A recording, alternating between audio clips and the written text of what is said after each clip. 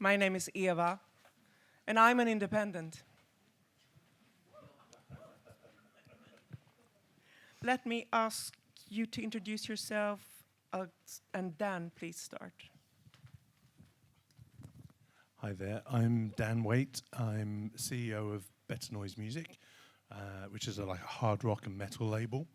And I also chair the IMPALA Digital Committee and sit on the AIM Digital Committee, the UK trade organisation. Hi, I'm Helen Smith. I work with IMPALA based in Brussels. We're the European sister to SOM. And I'm Jonas Sjöström, and I'm chairman of Playground Music here in Scandinavia. And I've been with IMPALA since the start. Hi, I'm Dario Drastata. I'm coming from Croatia. I'm president of RUNDA Adria. This is only regional association TA, a member of IMPALA, that is covering all the territories or countries of former Yugoslavia, from Slovenia, Serbia, Croatia, Macedonia, Bosnia and Herzegovina, and Montenegro. Currently I'm the chairman of IMPALA Executive Board and a member of WIN Board. This is our global, worldwide, international network. And besides that, also I'm an executive director of Dallas Records label in Croatia and Serbia. Thank you. And please give him a warm welcome with an applause, right? Thank you. So, one of the reasons that we do this thing, Manifest Talks, is of course, or the main reason, is to celebrate the independent music and all the work that you do. And who we are, SOM, an intresseorganisation in Swedish, or trade association in English, I think that's the starting topic. Because we've been around since 18th of October 1974. That's 50 plus years. And we were first founded as a Nordic association. And let me start by Dario. Can you tell us why you started RUNDA and how it came about? Yeah, well, first interesting fact, your association started when I was born, so you see how old you are when you look at me. I feel very old today. We started our association. It's going to be 9 years this year. I mean, the situation in the 90s, after or even during the war atrocities in the region, were quite peculiar for the time being. You know, we were all in one country, and we had, you know, a joint market, a joint music scene, especially strong in the 80s, and in the 90s everything kind of stopped. But as you know, music doesn't recognize any borders or any political decisions that could be made, and even the war was going on, even the normal communication was cut off. We kind of find a way to communicate with each other. You know, for instance, Serbian bands would go to Slovenia through Hungary, and we would go from Croatia to see them play, and we even followed them to Hungary, or even go to Prague to see some of the artists, because a lot of people run away from the war, from that part of the world to Czech Republic. So in a way, we continued to, you know, share the information and enjoy the music as much as we could. But what happened in the 90s was interesting, because until the end of the 80s, you had only several, let's call it socialistic companies that were record labels that controlled most of the market. There were like 3 or 4 of them. One of the biggest was in Zagreb. It was called Jugoton. And they got all the contracts with all the major companies. They controlled everything that was coming in. But in the years, they became too big, they became too slow. And in the beginning of the 90s, you know, a lot of enthusiasts started to, even end of the 80s, but in the beginning of the 90s was the first time that you could start your own private company. Until then, it wasn't possible. by the law, except, and the first territory that it was possible was actually Slovenia, end of the 90s. So there where the first independent label started. After that, soon, beginning first part of the 90s, it started to happen in Croatia also, and these small labels, you know, somebody knew somebody. Like my record label owner knew Daniel Miller from Mute, and Daniel told him, listen, you should start your own company. It's not that, you know, stupid. And he said yes. So he started his company, and the first partner was Mute. So that's how eventually we started to communicate with international markets and started to get, you know, their experience, their learning to how to start a business in a post-socialistic era. And eventually the big socialistic companies lost all the international contracts, and most of the artists stopped working with them because they saw that there's some new energy coming from new record labels, and many of the labels now after 30 years are really they have really great big local catalogs that work across the region. So in the beginning of 2000s, things started to change. You know that physical started to go down, and licenses didn't mean much because you couldn't sell a lot at that point. However, we saw that we should try to find a way to create another new joint market in a way, with regardless of the borders and territorial differences. So 10 or 12 years ago, I think the first members came into IMPALA from the region. When we started our organization 9 years ago, there were 6 of us, or 7, that were already direct IMPALA members, and with, you know, huge support from IMPALA, with, you know, them coming to first to conference in Ment, in Ljubljana, then to other conferences that started to show up in the region. We were approached, and they told us, listen guys, it would be good if you would found an association. That would make much sense if you do it regionally.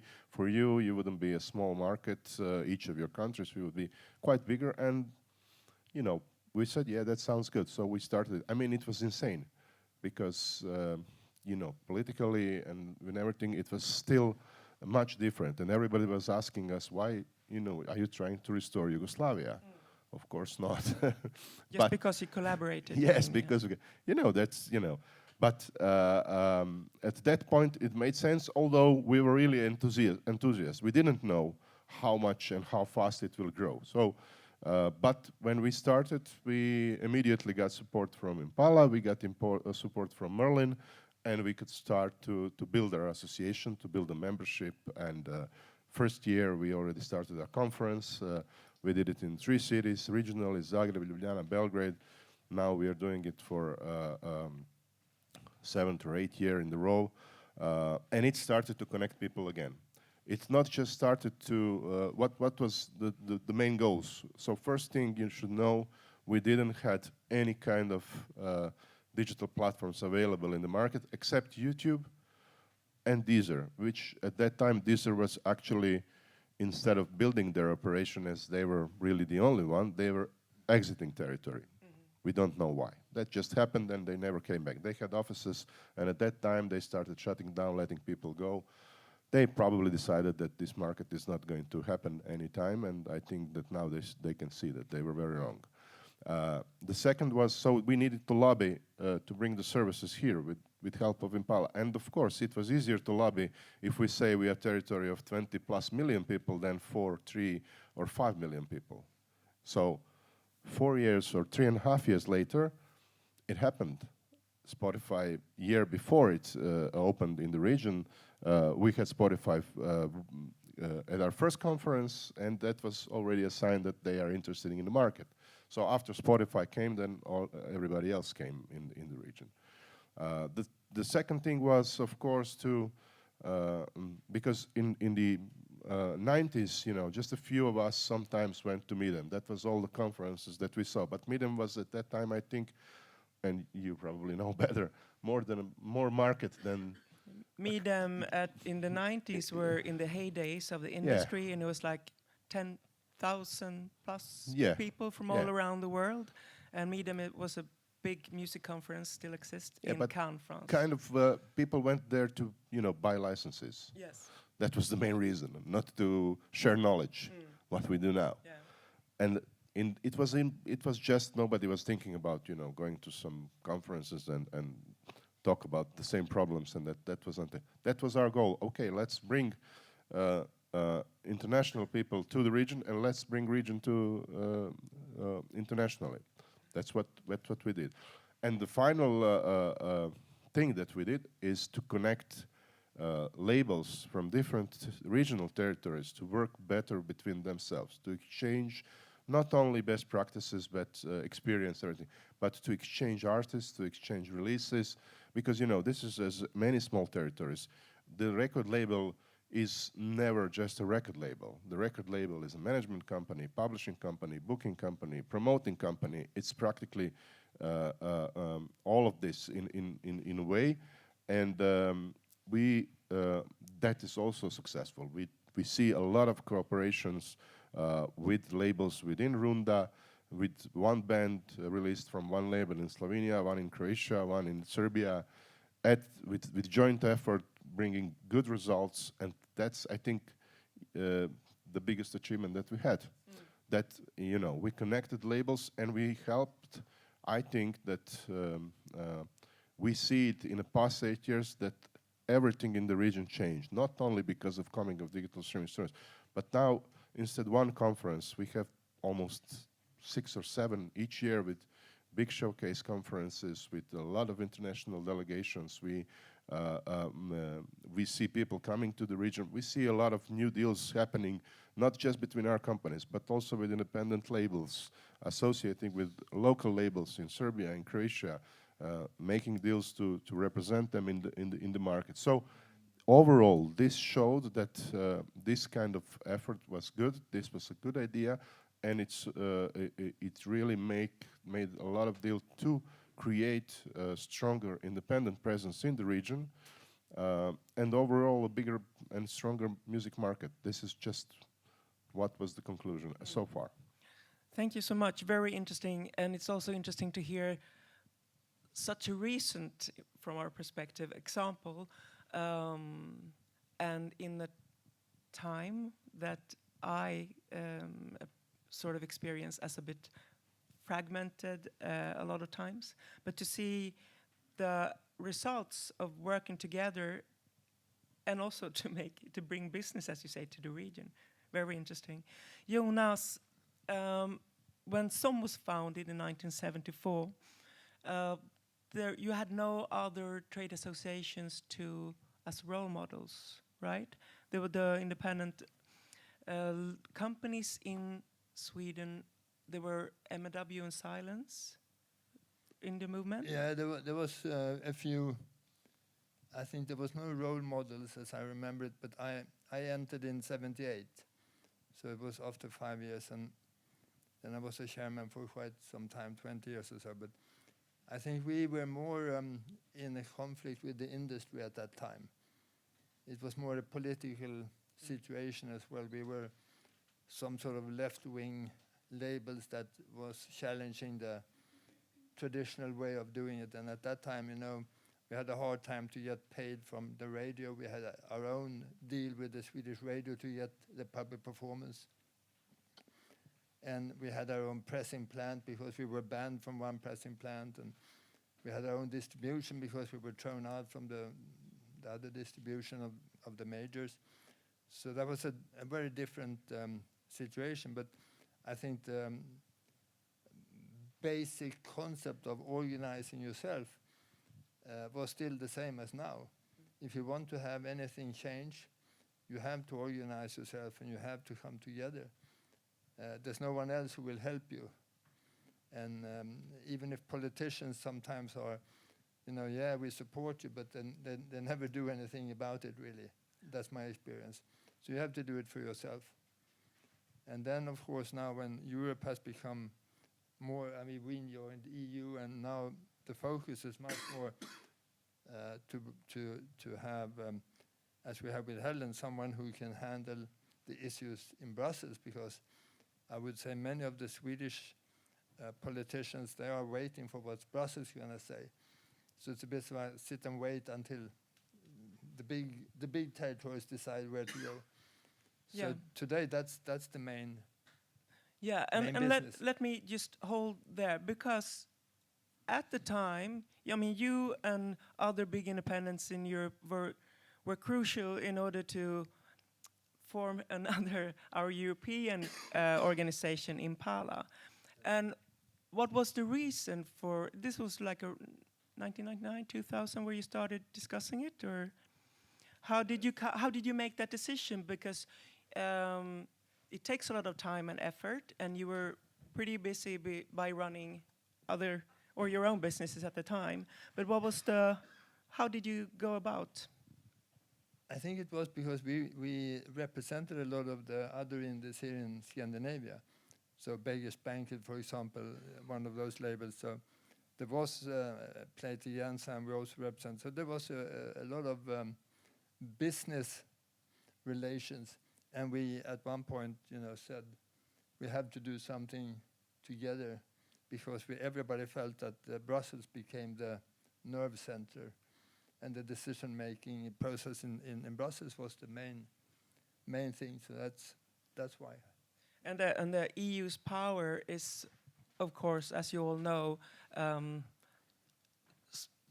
it's legislation in Europe is stronger than the national legislation. So that's also how to just emphasize what you're saying about the power plant in Brussels. And that's where you come in, Helen Smith, boss of IMPALA, our savior.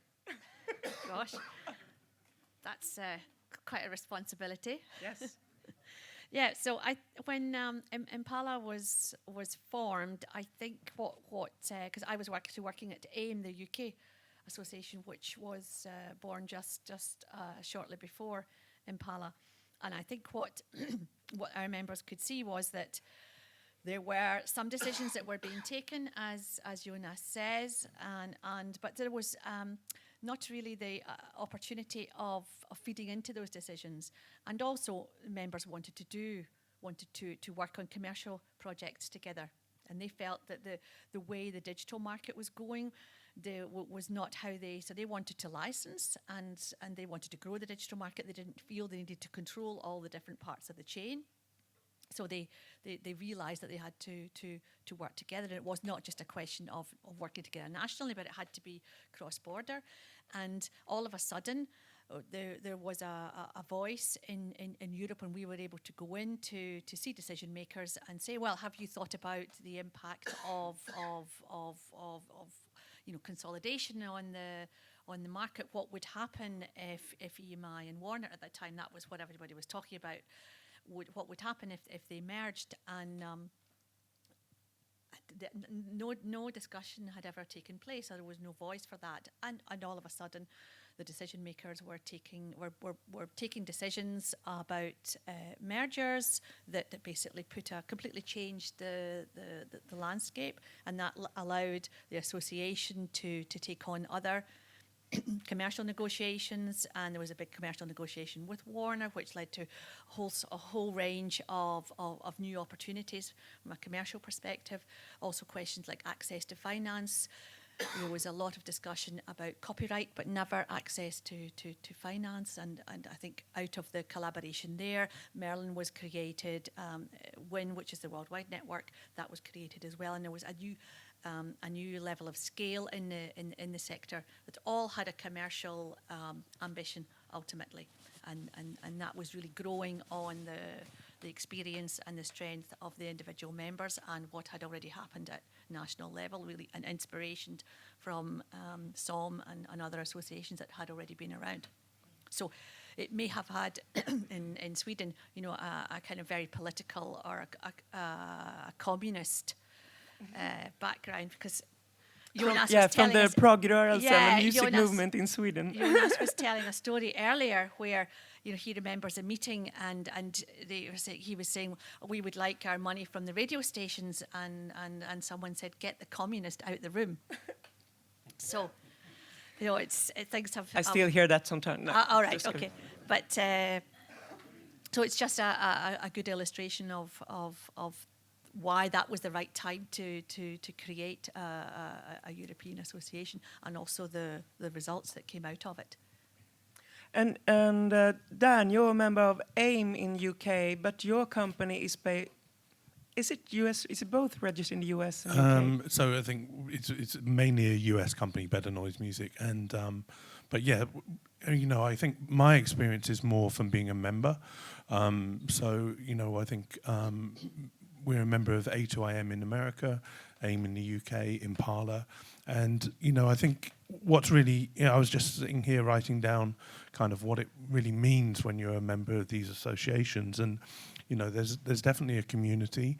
You don't feel like you're like a lone voice. You kind of you can thrash out your bad ideas and you can consolidate on good ideas. There's a lot of knowledge. The saying, if you're the smartest person in the room, you're in the wrong room. I usually feel like I'm in the right room. There's usually a lot of people that are a lot cleverer than me and have a lot more knowledge, and so you kind of pick up on other people's company experience, and so it's a kind of a way to grow faster, either in your own personal development or within growing your company. And I think you have a support network. There's definitely friendships there, and also strength in numbers. And I think that when we come together on certain issues where we feel like we're, there's a position of threat, like for example, TikTok trying to bypass Merlin, and many independent record companies give their rights to Merlin to negotiate the best possible deals, because how does a small independent company negotiate with TikTok lawyers? You can't really. So you consolidate your rights with someone like Merlin, who will, have a big agreement with Facebook and with Apple and with Spotify, etc. So when someone like TikTok tries to go around and goes directly to members, we have an opportunity to kind of air our grievances publicly when we feel like we're getting very much different treatment from the majors. So I think there's strength in numbers there. I think there's I chair the digital committee for IMPALA and sit on the AIM digital committee, and again, this is an opportunity for us to have access to, as you probably know, if you're an independent record label, or it's very difficult to get a meeting with Spotify and find out what they're what's going on. Even if you turn up with the band, they don't do as many of those meetings anymore. So what we do is, we'll have them come and present to us, these are the new changes, this is what we're going to roll out within the next 6 months, or we can tell you this has just been announced, and we have the same with YouTube and with Apple, and with the various short form video platforms and the streaming platforms, and that way we educate ourselves, and we pull them together, all of this knowledge, into strategic primers, which have been sponsored by Merlin and commissioned by the digital committee via Music Ally, the online kind of daily newsletter and marketing thing. And that is also so useful to get that expertise training and online accessible for everyone, and regardless of where you are, and to have the joint training sessions are super. Yeah, and again, this is information that maybe I wouldn't even get access to some of these companies if it wasn't for IMPALA and for AIM, and we use that to then educate ourselves, educate the people within IMPALA and the board, and then also the information is then widely available on the IMPALA website for other people who want to see that information. And together we have like an amplified voice, and the music industry is all about amplification. Yeah, for sure. So we mentioned Merlin, but the idea of funding a hub for all the independents to jointly negotiate digital deals, how did that come about? And Helen, perhaps, or Jonas? Yeah, so the companies, a group of companies, decided that they needed to negotiate collectively, and the only way to do that was to build a collective structure. So they basically put their hands in their pockets and set up a fund to get Merlin going initially. And the idea was really simple. Collectively, we have more power, we have more market share, and we'll be able to get better terms. Yeah, and I would say one thing that was before that I think triggered the feeling of strength within the community was the fight with MTV. MTV, they didn't pay us, so we said, okay, at the end we said we withdraw all the videos. And at that time, we had a lot of, the Prodigy, and there was a lot of Moby and a lot of videos that were really important for MTV. And they said, no, you withdraw, we don't care. But then the day we withdraw, they flew in the boss from the US and he signed the agreement and we got paid. And that was just a very pure, simple feeling of relief that when everybody stands together and we say, okay, fuck you, we take our content. They had to give in. I think that was also why Merlin, you felt we have a power if everybody joins. That's great. So for the last 10 minutes, what are our main, what's the state of the independent nation today? Where do we put our daily focus? I think, personally, I think that there's never been a better time to be an independent in many respects. I think music is being consumed more readily through more platforms. The barriers to entry are much less and less. You can start, you can be an entrepreneur, you can get your music out there in a very efficient way and build a community if the quality is high. So I think that's very positive for the community. There's many ways for you to consume short form video, audio, and countries are opening up all the time, and therefore, the market's improving. It's also, with some of the thresholds that are being imposed by Deezer and Spotify and Amazon in terms of we're not going to pay you until you hit this amount of streams per year and have this amount of engaged listeners. That's a problem because that disincentivizes people in the first instance. It may actually not disincentivize the super passionate who just want to be creative, but it is a there's companies within IMPALA that have been massively impacted because they have catalog which was generating revenue, which may only get a few thousand plays a year, but now will not make any money for them, and that has a knock-on effect on staff, etc. I think another threat is the consolidation and Universal buying companies like PS and then trying to roll Fuga into their Virgin distribution, and so that kind of pulls out independent routes to market, truly independent routes to market, and you end up your independent market share ends up going towards Universal's bottom line, which gives them more money, which means they can make more purchases. So, and there's a few other examples, but I don't want to hog all of the things. No, but I think it's but I think just also contextualizing like sort of the rest of the day, while also a bit summarizing why we talk about what we do, because these things have sort of always happened. I mean, people start businesses, you sell, someone gets big, someone small, etc., etc. What I find unique about our industry is also how impacted we are by technology. Technology happens, and business structure just changed overnight. Because we did a panel also with Jonas and some of our recent label when we also took a view back in rear view mirror on when different sound carriers happened, and the economy of the vinyl meant something, and then the CD came, and it was like the late 90s was sort of, I call it the heydays, because companies with catalogs sold vinyls and then you can sell them over again on CD. But then we all know something crucial happened. So the democratization of the digital world is great, but the economy is just fundamentally different, which affects everybody who owns a company, who runs a company, people who work there.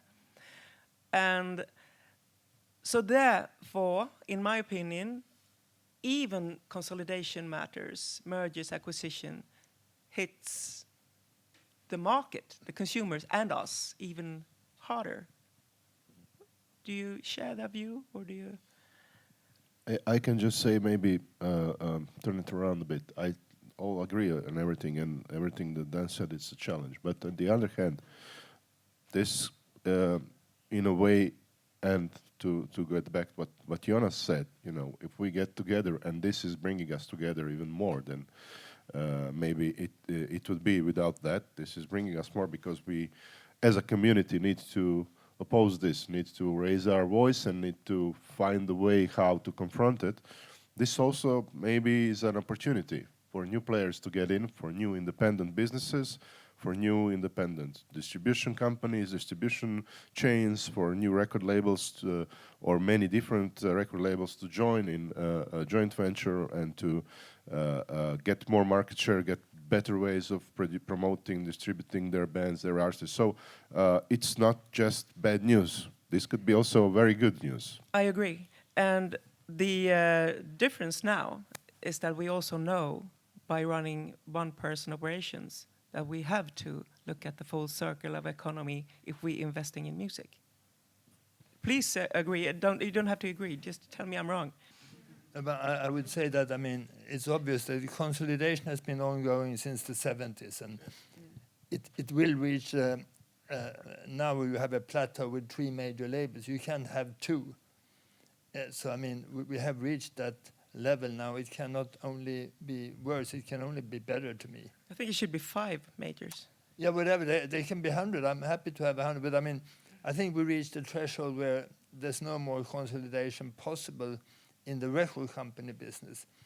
It would be amazing if you could have 2 companies running everything. I don't think the authorities in any country would allow that.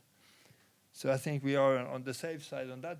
But instead now the distribution has been the part that is becoming major owned. The indie distributions that are becoming owned by majors might be a very big problem for access to market in the long run. Mm. And as you said, it feeds the beast. If everything we release is going to the majors, distribution companies, it's not really the situation we want. No, because part of, I mean, it is with the less money in the entity that carries the sound. I mean, with streaming economy, it's more difficult to calculate, to make a budget on an artist's career, even for an artist themselves. But how do we? I mean, we have the support of the network. But from Helen, you have a more of an overview perspective. How do we? What's IMPALA's take on kicking our ass and making us do the right thing? Yeah, from IMPALA's perspective, the discussion we had yesterday was very interesting because what we all agreed was that we need to have new mechanisms to support different types of structure in the independent sector, so that we achieve more scale, so that we shouldn't even be having a discussion about consolidation or who's buying who, because it's a normal way that the market will operate. But what we're seeing now is that there are fewer bigger companies growing. It's much harder to break new artists, and record companies are there to develop new talent, to work with upcoming artists and you know, have an amazing relationship with music fans, and that's why everybody's here today. And for that to happen, we need to have, you know, to be able to grow bigger and bigger companies. And that's you know, a real focus, I think, for IMPALA's work. And the other aspect is, you know, what we do need is you know, countries like Sweden with strong competition authorities to say, okay, so this question of access to market's important. So that acquisition is happening. What will that mean for Swedish music? Who's going to own the rights in Swedish music? And are we really competitive? And do I need to say something? Do I need to look into what's happening? Do I really understand who controls the pipes and the wires in the music market? And do I need to do something about that? That's, I think, those kind of decisions that for a country like Sweden with such a strong music market, which makes it really powerful internationally as a country and makes Swedish artists really, really interesting abroad. How do those other aspects fit in, and what's my responsibility as a government towards Swedish artists, basically? Thank you. We're running out of time. Is there anyone who wants to ask a question? No. I can ask a question. Yes, thanks, Hasse. You need a mic. You can take. Hi, I'm Hasse from the government. Yeah, the bad government. We're happy that you're here, Hasse. Yeah.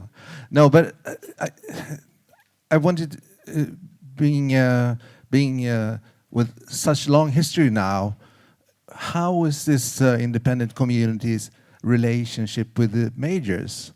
How's that changed during the years? That's my question.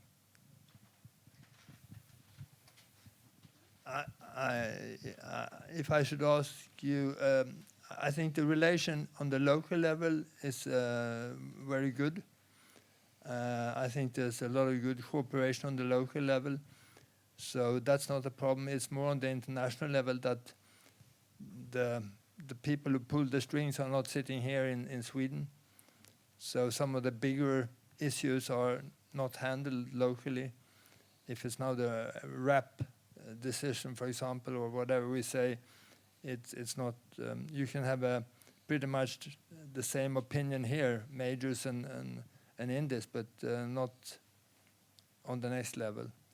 So it's a cordial thing, but I mean, they have, of course, the power. So it's up to them to behave nicely. Yeah, maybe I can add something there too. So I certainly, from IMPALA's perspective, 90% of the issues we are totally aligned on, and we work really well. I think on this question of economics of the market.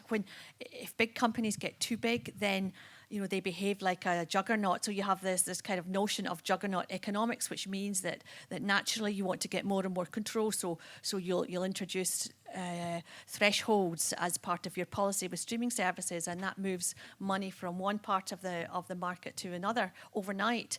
Amazon just last week, some of the labels in IMPALA and AIM were looking at what the impact would be. So 70% of their repertoire demonetized overnight. And then you have the question of consolidation, because if you can't buy EMI or so you kind of did, they kind of almost managed to buy EMI, but they only could keep 1/3 of it, and the rest was sold. That's universal, obviously. Then you had a system in place with the EU for 10 years, so digital contracts were scrutinised, no more acquisitions, and that's gone now. So we now need another level of scrutiny. Otherwise, big companies they do what they should do, which is get bigger and stronger, and lots of aspects. The market needs big companies, big smart companies like Universal, but there aren't enough of them, and there are not enough playgrounds or better noise. We need more big, medium-sized companies, and there comes a point where governments have to intervene in order to facilitate the growth. So that means intervening as a competition authority, intervening to make finance more easily to access, to grow, to compete. I just wanted to add, I think one of the kind of key differences is that most independent labels have a founder or owner, and they're taking strategic risk and building stuff up. Most of the majors are all on the stock market. They have investors. They have, they're basically focusing on quarterly billing, reporting back to their shareholders, and trying to show growth. And so there's immense pressure at majors to show growth and to keep the share price up and to make it even better. How do you do that? You talk to your partners and try and squeeze them for a little bit more money from Spotify, a little bit more money from Amazon, a little bit more money from Deezer. You try and get a better deal with TikTok, which may be great for you, but it might harm other people. And then what's your strategy for next year? Or maybe we should buy somebody with some market share, or maybe we should buy that distributor. That's the difference, really. At the moment, they are growing through more aggressive tactics, I think is probably fair to say. But I think there's a long, yes, we're soon give you a break, but there's a long history of interaction, and if you look at the music industry's ecosystem, in my opinion, there's a need for different kinds of companies and different sizes. It's important to have, as employees, you need to have a career, you need to have strong independence where you can work, you can have strong majors where you can work. But in the market economy, I think the main point is when there's no competition, when the competition doesn't work, the market economy doesn't work. And then government has to step up and make it work. Any final rounds? Comment? Yeah, Yes. maybe I just make one comment, what I think is also interesting for government. Sorry, we're looking at you again. Is if when you look at what the independent sector does, so IMPALA and its members, they have built a carbon calculator, bespoke carbon calculator for all of its members to use, so that they create sector-wide change. Yesterday we talked about the need to really boost the work that we do on EDI in an international climate where that's totally deprioritized by certain companies and governments and organisations, and those kind of leadership type questions I think are really interesting for governments, because certainly in our sector it seems to be that the independents are the ones that are really showing the way. Final point really for government as well is to protect the rights of the songwriters and the musicians against AI learning. I think there's especially in the UK at the moment, you're saying you have to opt out of your rights. I don't think your rights should be opted in the first place. So I think we'll end up in a situation where it might create some amazing music, but it also if you can't cite where all of the references have come from, and then credit them in that AI composition, so that the people who came up with that in the first instance, which AI has learnt from, benefit, then it's going to be another way to disenfranchise musicians and creative artists. Just a quick one. Yeah. I want to say it's really a great honor to be here and to celebrate 50 years of SOM, and I'm mostly happy to see young faces in the audience. And I hope to see you on our 50th anniversary also one day. A big hand for Dan Waite, Helen Smith, Jonas Sjöström, and Dario Drastata.